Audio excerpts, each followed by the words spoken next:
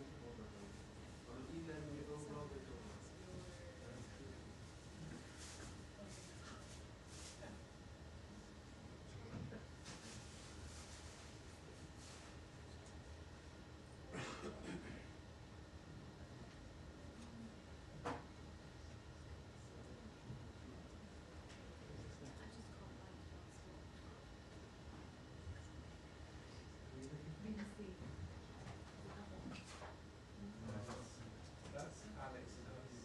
I know he's amazing.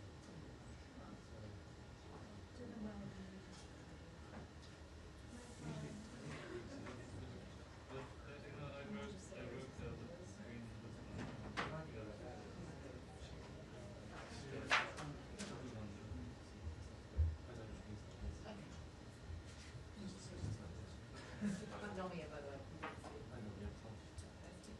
I'm actually something.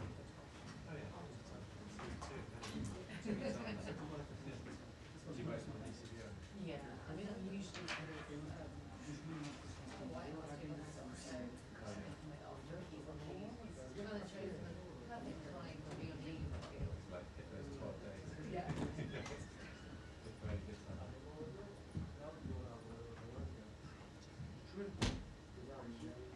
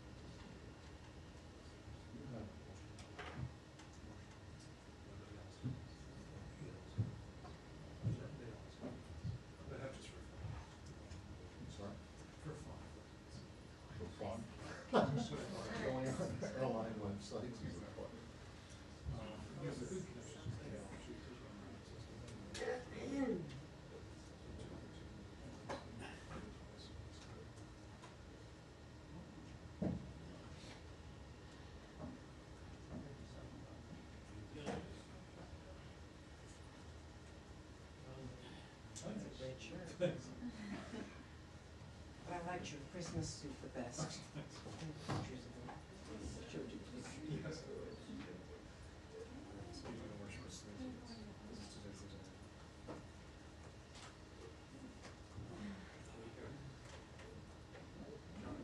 I really do think, Sean, you could start an outfit of the day, like. I think we should have Sean's outfit of the day. Yeah, exactly. OOTD.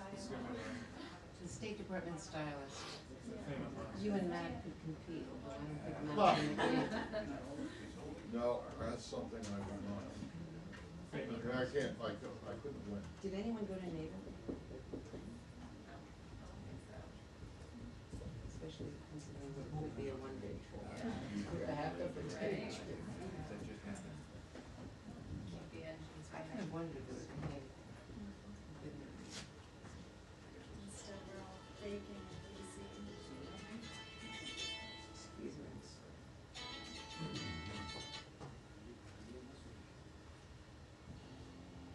I'm sorry, I can't do it. How could I? Thanks, bye.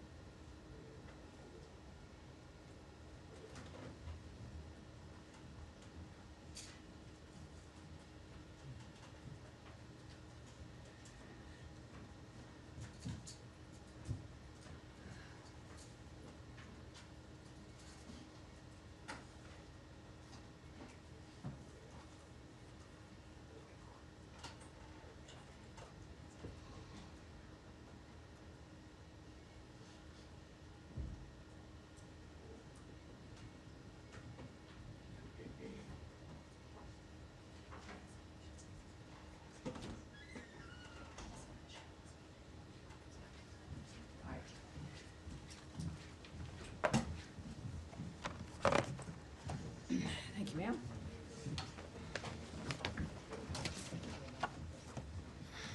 Hi there.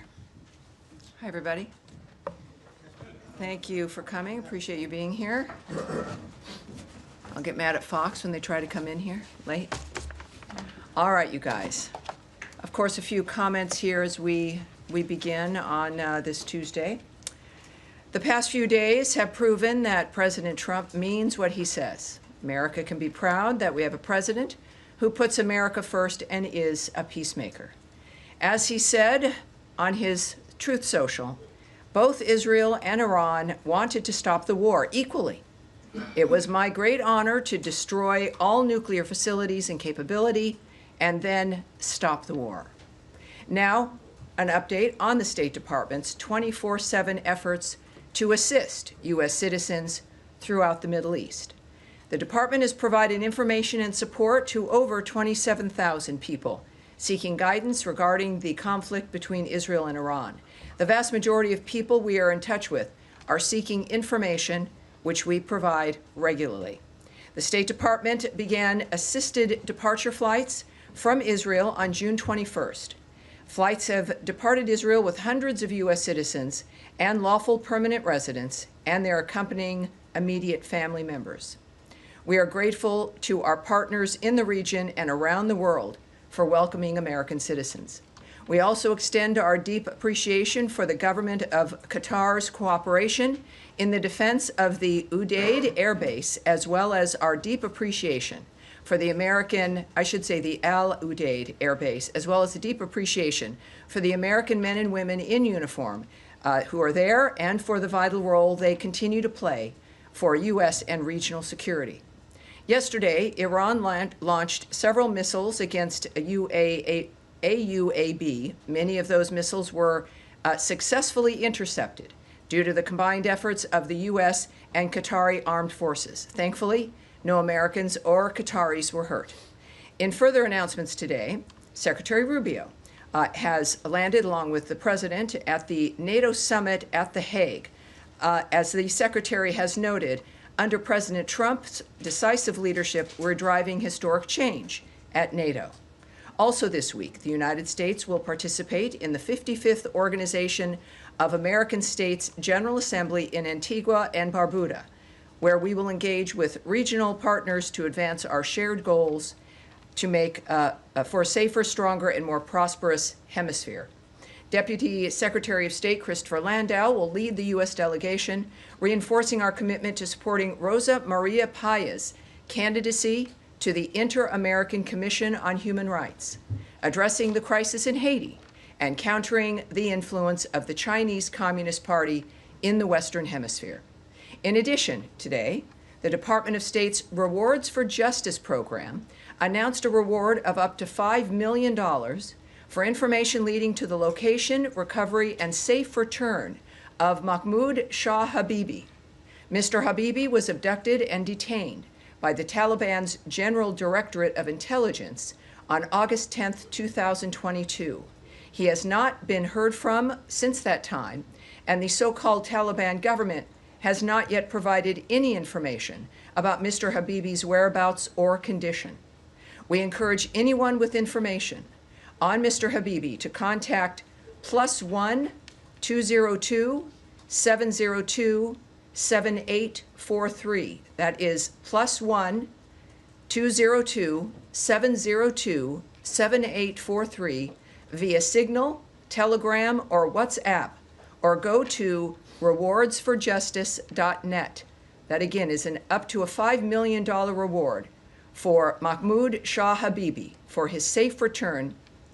And again, that is rewardsforjustice.net. Sorry, Kevin, he's in America. Excuse me? Is he in America? Excuse me, Matt, please. I'm more of an announcement here. To conclude today, the United States condemns the brutal and cowardly attack on the Mar Elias Greek Orthodox Church and offers its condolences to the victims and their families. We call on the Syrian government to hold all perpetrators of violence accountable and ensure the security of all Syrians, including members of religious and ethnic minorities.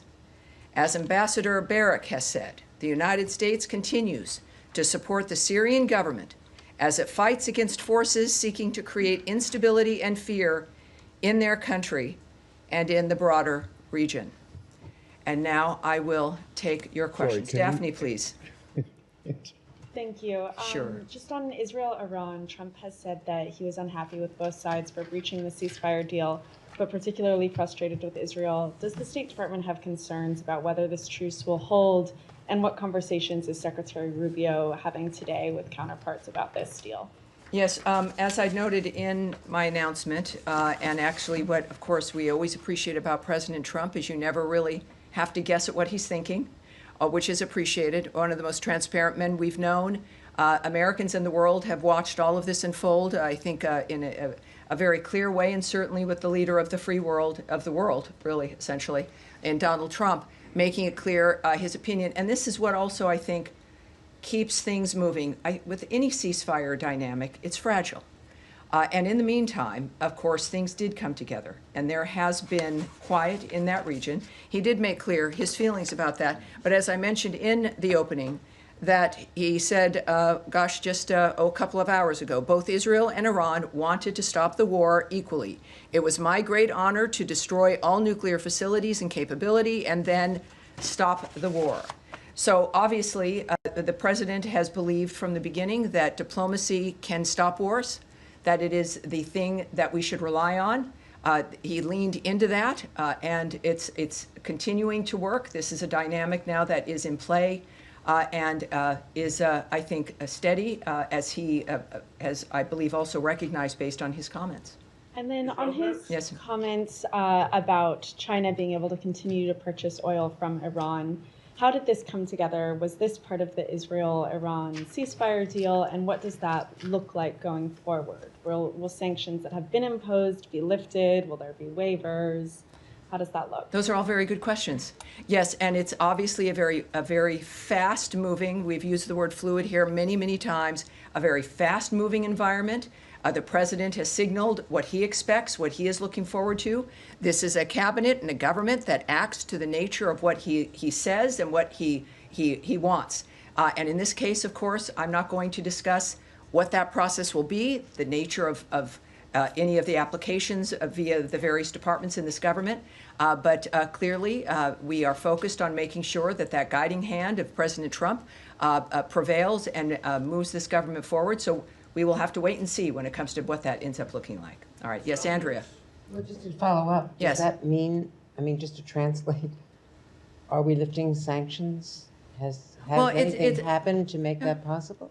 I'm not follow-up. going to get ahead of the president or try to guess at what his strategy will be, but it will be one that will benefit this country, and that, again, he's very clear. I think the difference is, obviously, sometimes you don't hear ahead of time about the trajectory of a president. With President Trump, he speaks honestly with us. So I would suggest to not translate, to not speculate or guess, but to watch, because things happen quickly, and I think we'll find out sooner than later. Yes, ma'am. One more. Quick follow-up on something.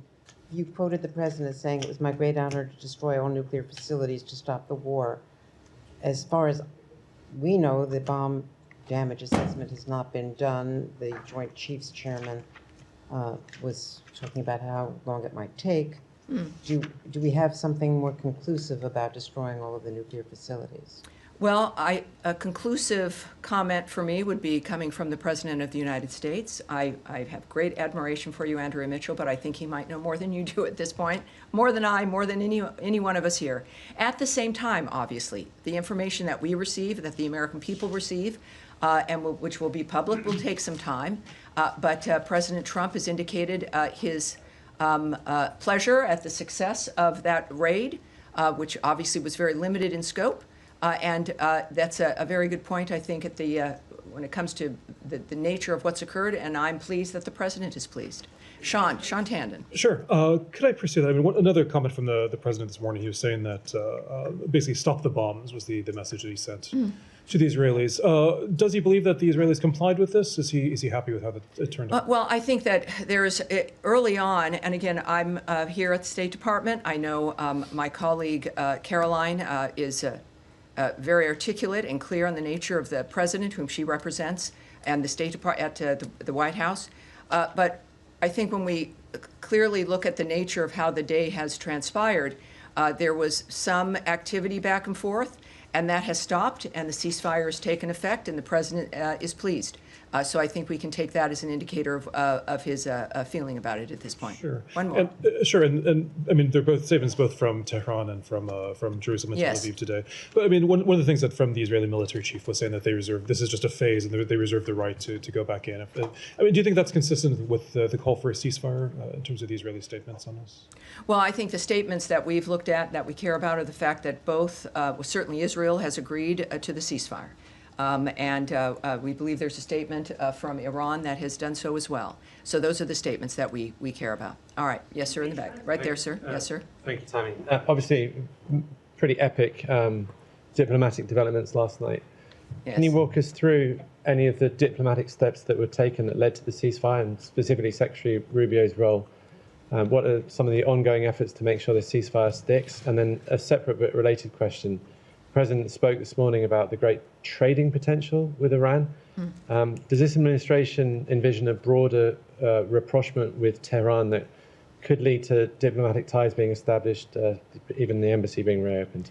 Well, on both those issues, I can't speak directly to them, but I can say a few things in that certainly I wasn't there. The Secretary of State was in a dynamic with the President that is a private dynamic as that team was addressing a war and the nature of how to stop it. So I can't speak to how that transpired or the decisions that were made, but obviously a successful evening, successful aftermath when it comes also to a very quick ceasefire. In the meantime, for your other question, which was, remind me again your second question? Well, President Trump this morning spoke a little bit about the potential for trade with Iran. Oh, the trade question. I was asking more about the Yes, potential obviously, rapprochement. again, while I can't speak obviously to the choices President Trump will make, what we do all know is that he is a businessman. Americans appreciate that about him, the nature of how he looks at the issue of national security and safety. And he has in the past addressed the issue of relationships with this country, keep other nations secure, that we are a good friend to have, that a friendship with the United States assists and helps facilitate the natural national security of another nation. So I look at that in his approach in certain things, and that's been certainly his attitude about it, and it seems to be a correct one. It's one I agree with. So I think we'll see that if that in fact is the case here, and we'll find out. All right. Yes, ma'am. Is there any sort of monitoring mechanism for the ceasefire if it continues to hold? Will there be a third party that is making sure that both sides are adhering to this ceasefire? Well, as the State Department, I can't really speak to that. I think that's a DOD question and certainly a White House question. And then how do you view the next steps for nuclear talks potentially resuming in light of the ceasefire? Is there anything on the schedule? Any follow-on conversations between the two sides to try to resume the talks that had been? Well, I can't speak to a schedule. I'm not going to guess or speculate about when something might happen. What we do know, and President Trump throughout this process had been tweeting about the fact that this would be a good time for negotiations to renew, for these talks to renew.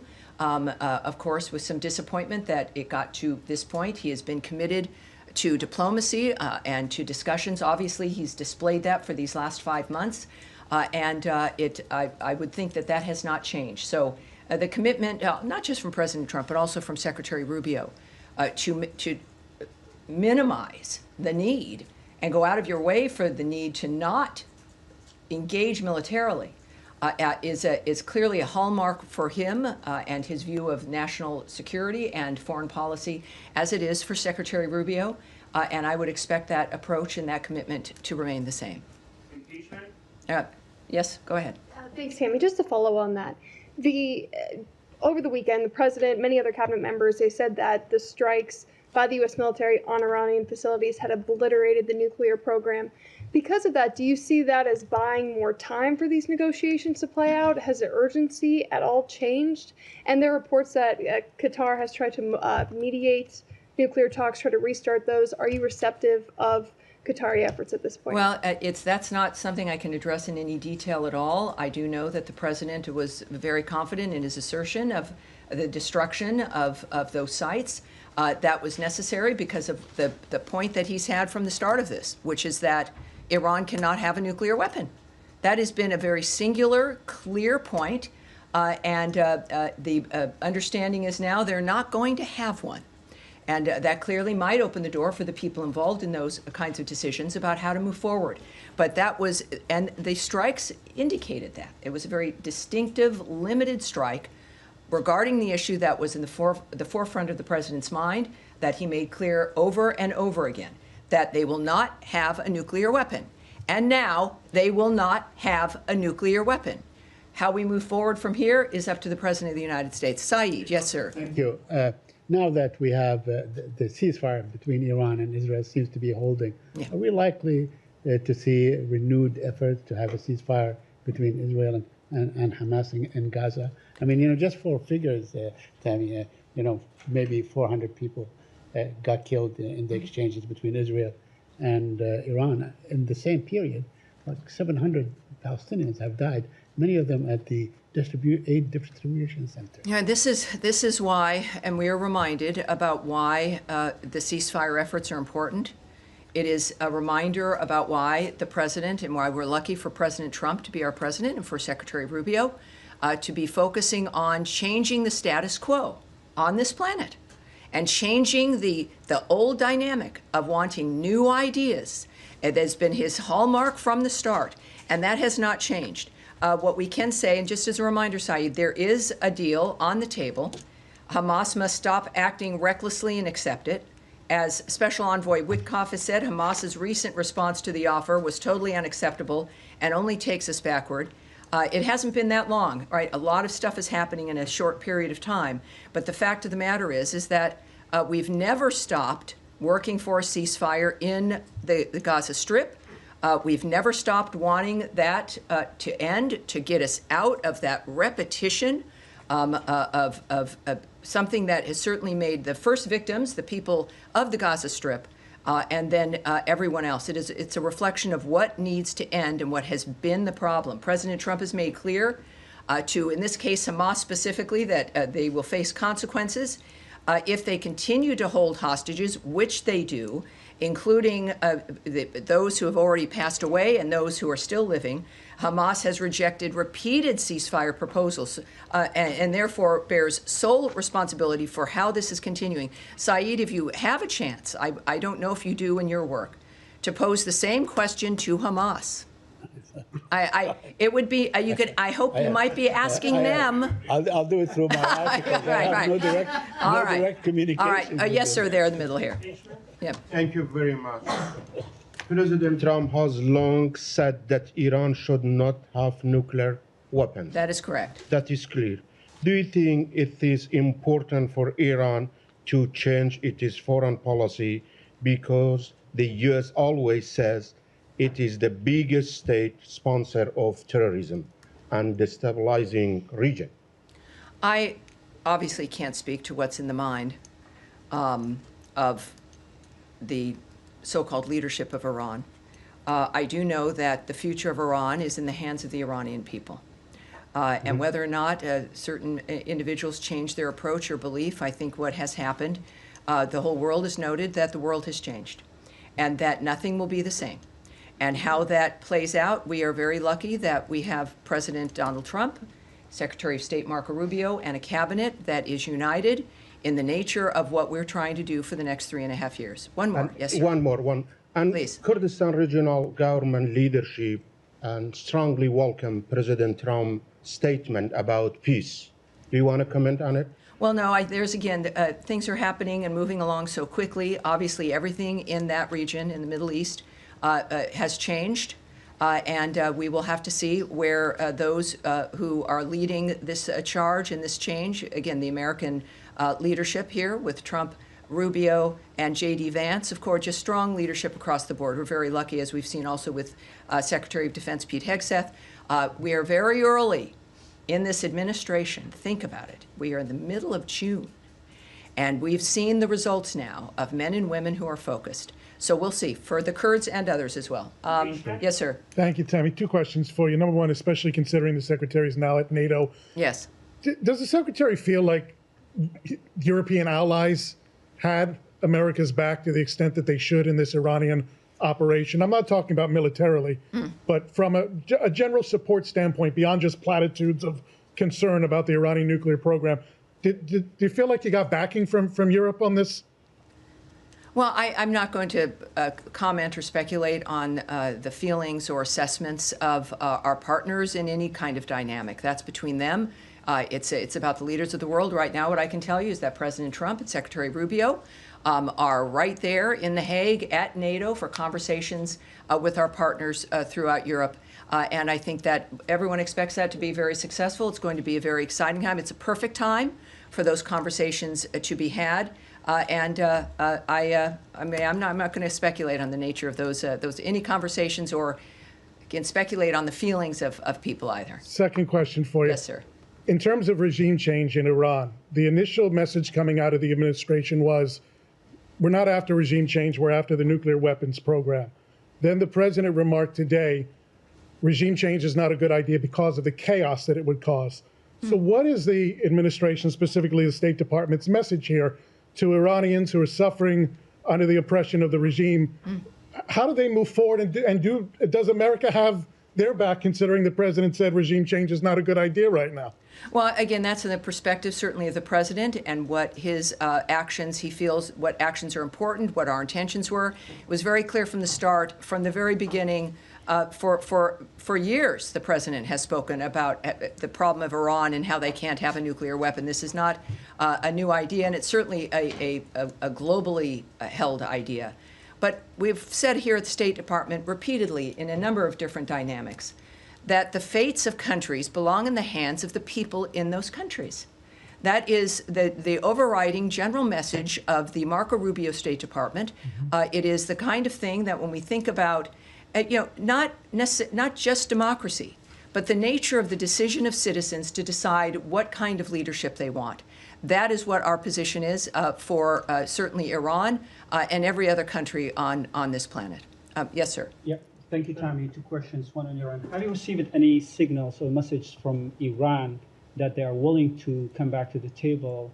This first. And secondly, are you still sticking with the proposal that you sent to Iran, or you are open to discuss more broadly? Well, again, as we know, many things have changed in just the last few days. And so I won't speak to what messages may have been sent to Iran, which would have been, of course, to the White House and to if Secretary Rubio as the National Security Advisor. So I would ask you to check with the White House for that. And the next Syria, one, yes. Yeah, on your opening remarks, you said that the United States is ready to help the Syrian government to fight against forces seeking to create instability. Would you elaborate that? What kind of support are you willing to offer to the Syrian interim government? Are you willing to help them or provide them military support?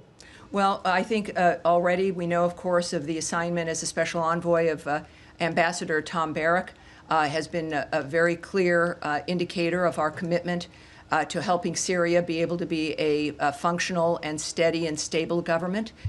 He, of course, is the ambassador to Turkey, and our commitment through his work is about getting the structure, the stability of the government as functional. We also, of course, as you know, have lifted many of the sanctions to make it possible for other nations in that region to assist the new government also in becoming stronger and able to, in that region especially, deal with terrorist groups, especially deal with ISIS, and that is our commitment. So it is, I think, manifesting now very clearly, and Ambassador Barrack is there as our envoy in that regard, and it's a very exciting time with a lot of potential. Yes, sir. Yeah, yes, sir. In the gray suit there. Yes, sir. Thank you, Tammy. You've been in the negotiations process with the Iranians for almost the last 2 months at the State Department. And the Iranian foreign minister just last Friday, he said that they suspect that the negotiations with the U.S. Used as a cover for the Israeli attack. And a day after that came the U.S. raid on Iranian nuclear establishment there and the buildings. Are you able to restore the trust between you and Iran? And how do you see these claims from the Iranian side? Well, that's certainly a question that I can't answer, but we've got the best people in the world who are doing this for a living, who have committed their lives to making a difference here in the world. The president has not indicated that, as a matter of fact, he really opened his presidency with a willingness to talk with everyone. And as a peacemaker, that is what he's done, and I would suspect that that approach will continue. All right? Yes, sir. Go ahead. Thank you, Tammy. Do you think that there is any lesson for North Korea to learn from the U.S. strikes on Iranian nuclear facilities, given that North Korea has been doubling down on its nuclear program, despite the Trump administration's commitment to the complete denuclearization of North Korea? Well, again, the nature of the choices that are made, I won't speculate about what other countries should think or do. At the same time, President Trump, in his first term, made a significant outreach to North Korea. And what I can say, of course, and they've got their own nuclear program at North Korea, that we remain committed to the complete denuclearization of North Korea. That remains a commitment. If the North Korean nuclear issue can't be resolved through dialogue, I'm not going to speculate on hypotheticals at this point, but thank you very much. All right. Yeah, yes, there you are. Hello. Thank you. Just on a follow-up on North Korea, has there been significant outreach from the State Department to the North Koreans? I'm not going to speak to any, whether they exist or not, any diplomatic efforts outside. All right, all right. And yes, go ahead. Thank you, Tammy. I just wondered whether you have any further information on reports of a drone attack that happened to multiple Iraqi military sites early this morning, local time, Tuesday, whether you know at all whether Iran was behind those drone attacks at all? I would suggest that the DoD might be the place that it might have an answer to that. Anything else? All right. Daphne? You're good? All right. And then, yes, go ahead, sir, at the end. About the material that was removed from those nuclear sites. There are satellite pictures of trucks lined out. Oh, nothing. I can tell you nothing. Just saving some time here. Yeah, I'm not going to speculate or discuss what may or may not have been removed from a particular site. Well, then can you tell us, based on what you do know, I mean, how many years? I can talk about the English royal family. I love them. Yes, How many years would this have knocked back the nuclear program, and could that have been avoided if the U.S. had remained in the JCPOA? You know, when it comes to what's happened with Iran, we can look back several decades about the nature of the choices that certain administrations made that helped facilitate the nature of the building of that program. Donald Trump inherited a world, he'd left a world that was at peace, and he inherited one that was tipping over. And so his commitment, and what we look at here right now, is recognizing the status of things and what needs to be done to fix them. And that's what we're focused on. All right. And Matt Lee, I have a feeling you might have a question. I vaguely remember that. Well, I did, but now it turns out that the you have a different one. I answered, so I do have a different one. Okay, good. But all I was trying to find out was whether you didn't mention is that this Mr. Habibi was an American, which it turns out that he is. But do you know, has he been wrongfully determined to be wrongfully detained? We have determined that he has been disappeared and that he has not been heard from. And that is why there's the rewards for justice, is that he was taken and he has not been heard from since. Okay. And we are hoping that this appeal may bring forward with up to $5 million. It makes a difference in everyone's lives. Sure it does. That we might get some information about him. Okay, then just the other thing was you had been asked earlier and yesterday, I think, about this money that is apparently going to go to fund the Gaza Humanitarian Foundation. Have you been able to uncover anything about that? Well, here's what has always been the case with the Gaza Humanitarian Foundation. I now know that there's, I think it's close to 44 million meals that have been distributed, which is a pretty darn good record, and they continue now at 4 sites to distribute them. We have repeatedly noted that we have not funded this entity, but it is, I believe, really the response of the call from President Trump for that region and that area in particular, that we've got to have new ideas about how to change the nature of what's occurring.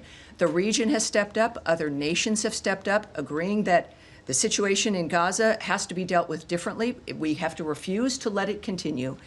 And while we have a humanitarian crisis manifesting, is to do our best in an area that a terrorist group refuses to cooperate, ignores ceasefires, continues to hold hostages, and refuses to put down their weapons, that we are committed to endorsing, helping, promoting efforts to make a difference.